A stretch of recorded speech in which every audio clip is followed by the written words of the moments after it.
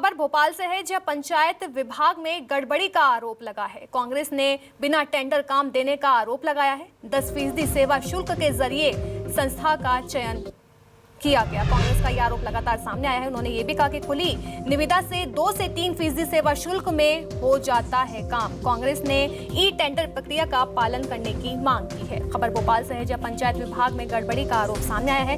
कांग्रेस ने बिना टेंडर काम देने का आरोप लगाया है, तो वहीं 10% सेवा शुल्क के जरिए संस्था का चयन हुआ। कांग्रेस का आरोप भी लगातार इस पर सामने आ रहा है। बता दें, कांग्रेस ने ई टेंडर प्रक्रिया का पालन करने की मांग भी की है।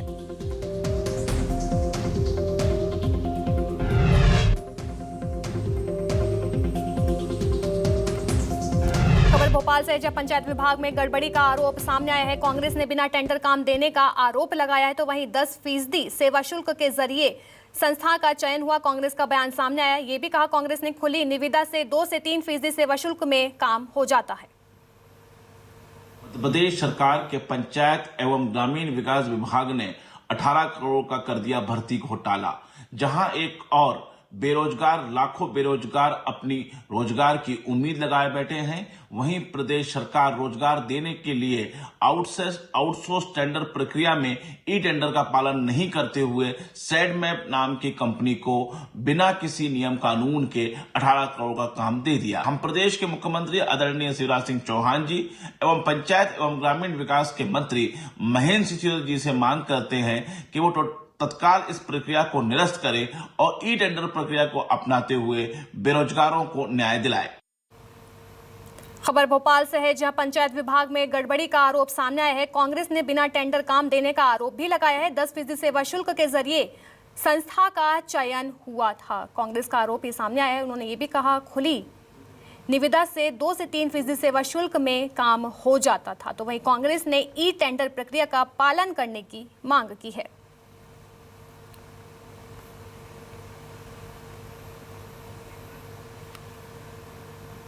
हमारे साथ कांग्रेस नेता सैयद जाफर जुड़ गए हैं। सैयद जाफर जी, आप क्या क्या आरोप लगा रहे हैं, जरा इसके बारे में कुछ बताइए।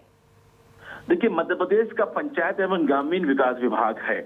एक तो अव्वल जिनको ये नियमित पद हजारों की संख्या में, लाखों की संख्या में मध्य प्रदेश में खाली पड़े हुए हैं, ये नियमित पदों पे नियुक्ति नहीं कर रहे हैं। उसके बाद नियमित पदों के बजाय हम संविदा की नियुक्ति करते हैं, इन्होंने उसको भी बंद कर दिया। अब तीसरा, इन्होंने ठेकेदारी प्रथा ला दी।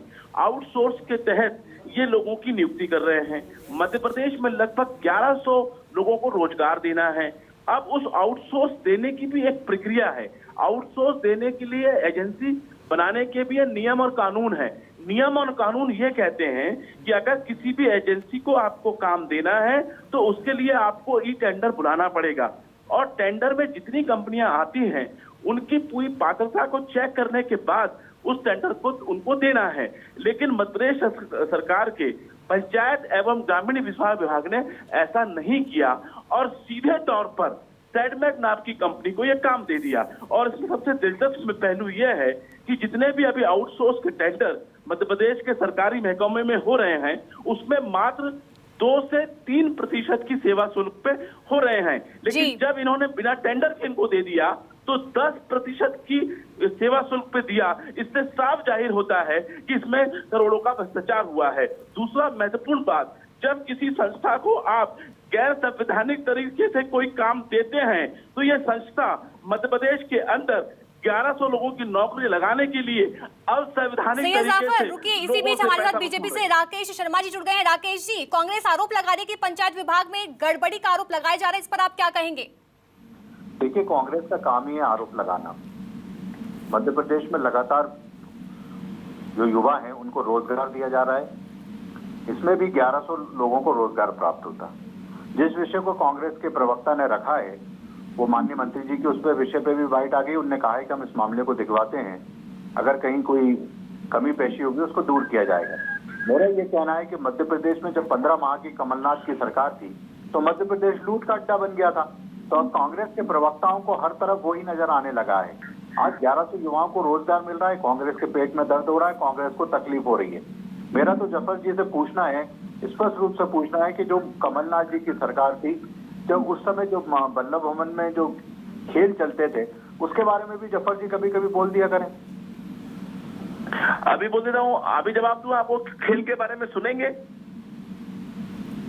सैयद जाफर जी, राकेश शर्मा जी ये कह रहे हैं कि कमलनाथ की जब सरकार थी तब भी लूट होती थी काफी, तो उसी नजरिए से इस सरकार को भी देखा जा रहा है, इस पर आप क्या कहेंगे? मैं इनकी बात से सहमत हो जाता हूँ कि कमलनाथ की सरकार में वल्लभ भवन में लूट होती थी, तो भैया किसी उस लूट में किसी को पकड़ा आपने, जांच किया आपने, कोई जेल के अंदर गया, जेल के अंदर डालिए। और हम जो आपसे कह रहे हैं कि ये 1100 लोगों की नियुक्ति प्रक्रिया में आपने भ्रष्टाचार किया है, नियम विरुद्ध तरीके से प्रक्रिया अपनाई गई है, ये तो हम साबित कर रहे हैं। और आपके मंत्री जी कह रहे हैं कि हम उसको रिवाइज करेंगे। और मैं न्यूज 24 के चैनल में चुनौती देता हूं कि इन्हें देर सवेरे ये टेंडर कैंसिल करना पड़ेगा, अन्यथा ये गंभीर परिणाम भुगतने के लिए तैयार रहे। क्योंकि हम इस मामले को, अगर सरकार ने हमारी बात को नहीं सुनी, आज मैंने मुख्यमंत्री जी को पत्र लिखा है, मैंने मंत्री जी को पत्र लिखा है, अगर सरकार ने इसमें गंभीरता से विचार नहीं किया और इस त्रुटिपूर्ण निर्णय को नहीं बदला तो हम न्यायालय की शरण में जाएंगे।